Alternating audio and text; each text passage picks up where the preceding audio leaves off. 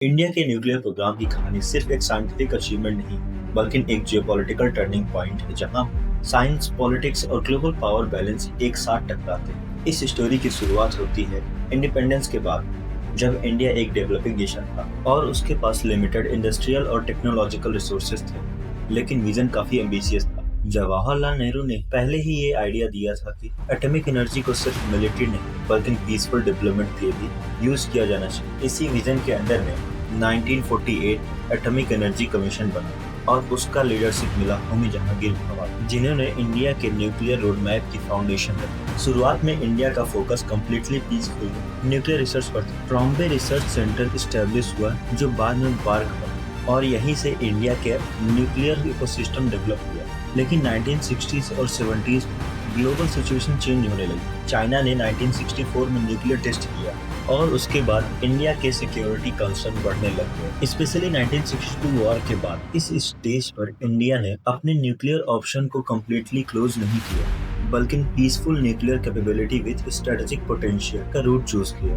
अब आता है 1974 का फेज, जो इंडिया के न्यूक्लियर हिस्ट्री का फर्स्ट मेजर टर्निंग पॉइंट था।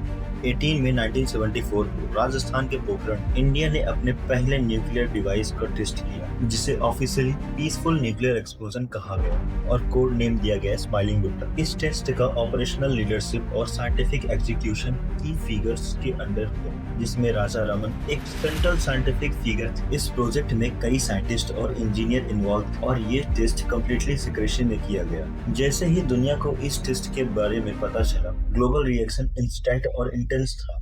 यूनाइटेड स्टेट, कनाडा और कई वेस्टर्न कंट्रीज ने इस टेस्ट को इंटरनेशनल नॉन प्रोलिफरेशन सिस्टम के लिए एक शॉक की तरह था। उस टाइम पे global nuclear order already fragile था और इंडिया का एंट्री उस ऑर्डर को चैलेंज कर रहा था। कनाडा, जो इंडिया के न्यूक्लियर रिसर्च का अर्लियर पार्टनर था, उसने इमीडिएटली कॉर्पोरेशन सस्पेंड कर दिया क्योंकि रिएक्टर टेक्नोलॉजी और हैवी वाटर सप्लाई में उसका मेजर रोल था। यूएस ने भी न्यूक्लियर टेक्नोलॉजी को एक्सपोर्ट करना और साइंटिफिक कोलैबोरेशन पर स्ट्रिक्ट रिस्ट्रिक्शंस लगा दिए। इस इंसिडेंट के बाद ग्लोबल लेवल पर न्यूक्लियर सप्लाईज का इनफॉर्मल स्ट्रक्चर और स्ट्रॉन्ग हुआ, जिसका मेन पर्पस न्यूक्लियर मटेरियल और टेक्नोलॉजी को कंट्रोल करना था, ताकि और कंट्रीज न्यूक्लियर वेपन डेवलप ना कर सके। इंडिया को एक नॉन सिग्नेटरी न्यूक्लियर स्टेट की कैटेगरी में इफेक्टिवली आइसोलेट कर दिया गया, क्योंकि इंडिया ने नॉन प्रोलिफरेशन ट्रीटी साइन नहीं की थी। इंडिया के लिए इसका इम्पैक्ट सिर्फ डिप्लोमेटिक नहीं बल्कि टेक्नोलॉजिकल भी था। Nuclear fuel supply chains restrict हो गए,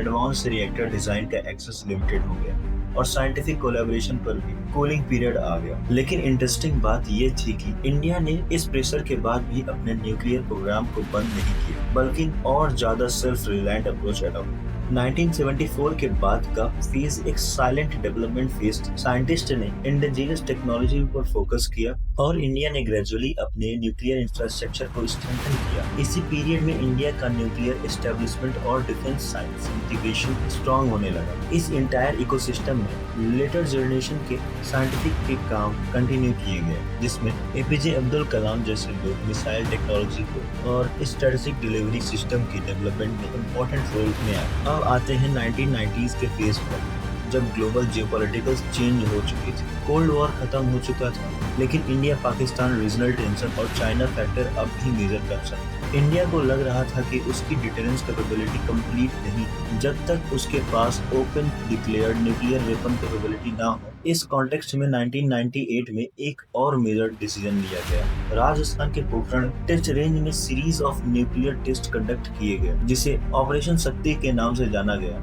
इस ऑपरेशन के टाइम इंडिया ने ऑफिशियली अपने न्यूक्लियर वेपन कैपेबिलिटी को एस्टेब्लिश किया। इस फेज का पॉलिटिकल लीडरशिप अटल बिहारी वाजपेयी के पास और साइंटिफिक कोऑर्डिनेशन में डीआरडीओ और बार्क के साइंटिस्ट इन्वॉल्व थे, जिसमें एपीजे अब्दुल कलाम का स्ट्रेटेजिक कंट्रीब्यूशन मिसाइल सिस्टम और डिलीवरी इंटीग्रेशन में सिग्निफिकेंट था। जैसे ही 1998 के टेस्ट हुए, दुनिया भर में रिएक्शंस और भी स्ट्रॉन्ग था कंपेयर टू 1974। यूनाइटेड स्टेट ने इमीडिएट सैंक्शंस इंपोज किए, जिसमें से इकोनॉमिक रिस्ट्रिक्शंस और टेक्नोलॉजिकल एक्सपोर्ट बैन और military cooperation freeze include the Japan जैसी कंट्रीज ने भी फाइनेंशियल एड और बायलैटरल सपोर्ट टेम्परेरी सस्पेंड कर दिया। वर्ल्ड बैंक और आईएमएफ के डिस्कशन में इंडिया पर प्रेशर क्रिएट हुआ कि वो न्यूक्लियर रोल बैक करे।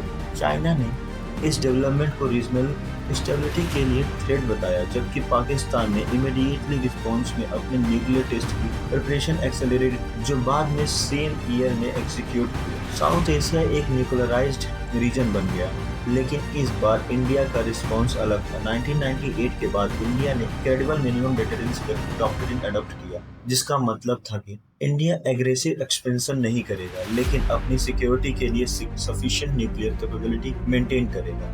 धीरे धीरे दुनिया ने भी इंडिया को एक डिफेक्टर न्यूक्लियर पावर के रूप में एक्सेप्ट करना शुरू किया, स्पेशली जब इंडिया ने रिस्पॉन्सिबल बिहेवियर शो किया और न्यूक्लियर प्रोलिफरेशन एक्टिविटीज में इंगेज नहीं हुआ। अब अगर साइंटिस्ट की बात करें तो इंडिया का न्यूक्लियर प्रोग्राम एक सिंगल पर्सन का काम नहीं था। ये डेकेड्स का कलेक्टिवली एफर्ट, जिसमें होमी जहांगीर भाभा ने फाउंडेशन दिया, राजा रमन ने अर्ली एग्जीक्यूशन फेज लीड किया और लीडर जनरेशन ने बार्क, डीआरडीओ, इसरो, लिंक साइंटिस्ट ने इंटीग्रेशन और डिलीवरी सिस्टम को डेवलप किया। इन साइंटिस्ट को फॉर्मल नोबेल प्राइज नहीं मिला, क्योंकि nuclear weapon development generally Nobel framework के अंडर रिकॉग्नाइज नहीं होता, लेकिन उन्हें इंडिया के हाईएस्ट सिविलियन अवार्ड जैसे Padma awards and national scientific honours miles. Challenge की बात करें तो इंडिया को 1974 के बाद टेक्नोलॉजिकल डेनियल रिजीम फेस करना पड़ा। Advance computers, nuclear reactor design, cryogenic technology और इंटरनेशनल कोलैबोरेशन रिस्ट्रिक्टेड हो गया। इंडिया को अपना पैरेलल इकोसिस्टम डेवलप करना पड़ा, जो इकोनॉमिकली और टेक्नोलॉजिकली काफी चैलेंजिंग था। लेकिन इस प्रेशर ने इंडिया को सेल्फ रिलायंट साइंटिफिक इकोसिस्टम बनाने में पुश किया।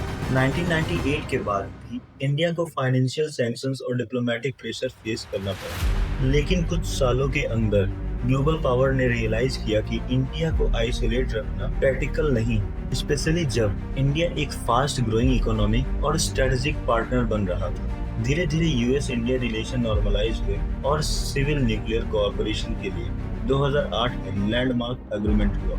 अगर ओवरऑल देखा जाए तो इंडिया का न्यूक्लियर जर्नी एक ट्रांसफॉर्मेशन स्टोरी, एक डेवलपिंग नेशन से एक स्ट्रेटेजिक न्यूक्लियर पावर तक का सफर, जिसमें साइंस, जियोपॉलिटिक्स और नेशनल सिक्योरिटी तीनों डीपली इंटरवाइंड रहा है। इस जर्नी ने दुनिया को ये सिग्नल दिया कि न्यूक्लियर कैपेबिलिटी सिर्फ पावर डिस्प्ले नहीं, बल्कि सर्वाइवल और डिटरेंस का एक स्ट्रेटेजिक टूल भी, जिसे रिस्पॉन्सिबली हैंडल करना जरूरी।